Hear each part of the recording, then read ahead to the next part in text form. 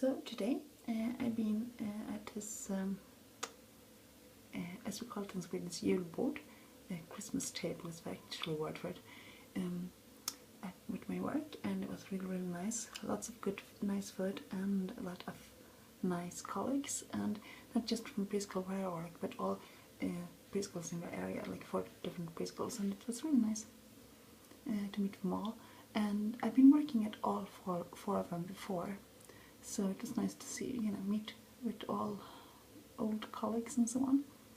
And it was this like smorgasbord with different kind of dishes and so on. It's not a buffet, but it's a smorgasbord, and it's really nice. A smorgasbord is, by the way, a Swedish word, if you don't know. It's, if you translate it to English, it's sandwich table, which sounds a little bit strange, but that is what it is. Smorgas is a sandwich, and board is table. So just, yeah, it's very popular in Sweden. I guess it's why it's spread to other countries too. I've had it for a very long time too, so it's nice, yeah. And naturally I have this glittery top on because I could go out without getting food stains on me, because I'm not with the baby. Yay! Which is always nice. What's not so nice is that Roo has been ill. She still is. She has running fever and has a cold and so on. So I've been home with her today. But tomorrow my parents will come and look after her, and we're going to bring her home to their place of some odd reason. It must be much easier to keep her here, but anyway, we want to bring her to their place, so okay, we can do that. I mean, it doesn't matter to Roo. She can be ill here or she could be ill at Grandpa's place. It doesn't matter really. Grandpa and Grandma, I must say. I often talk about my parents, I often talk about my dad, not so much about my mom when I talk about my kids and so on. Sometimes people think that my parents have divorced and so on, which they aren't. They live together and very happily married since 43 years, I think it is. Yeah, 43. But it's just that my dad is the one who always wanted to, babysit his grandchildren, also always been much closer to his grandkids than my mom being.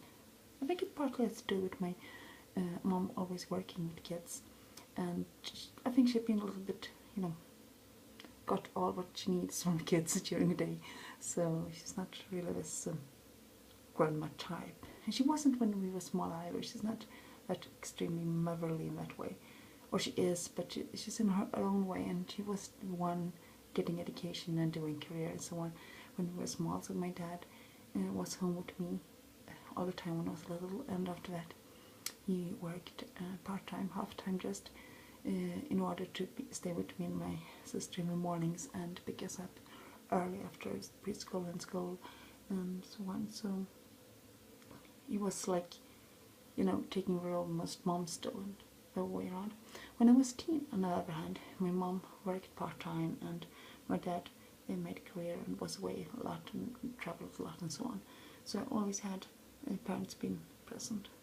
I think that's also coloured my own parenting, that a present parent is really important. And not just present, but present even emotionally and mentally and psychologically, to be close to kids on all those levels. I think that's really important, to connect with them and so on. And on that topic, something happened today which made me a little bit happy.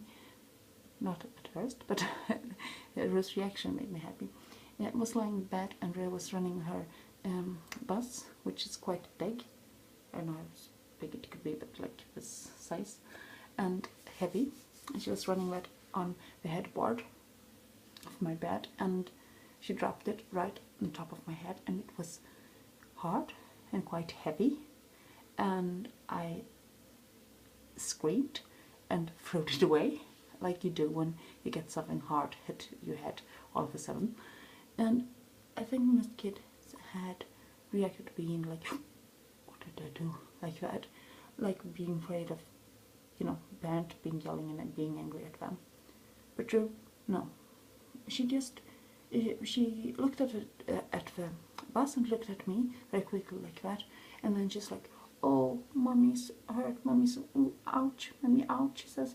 And she said, mommy, pat, pet mommy, and she started petting me and giving me a hug, like, you know, making up for it.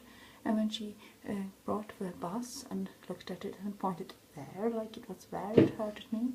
And she let look at me, my head, and she petted me a little bit more and hugged me a little bit more, and asked if mommy was sad, and I said no, I'm not sad. And then she was okay. And then she showed me that she could draw with the bus on the floor instead. And it's like, yeah, okay, let's go try.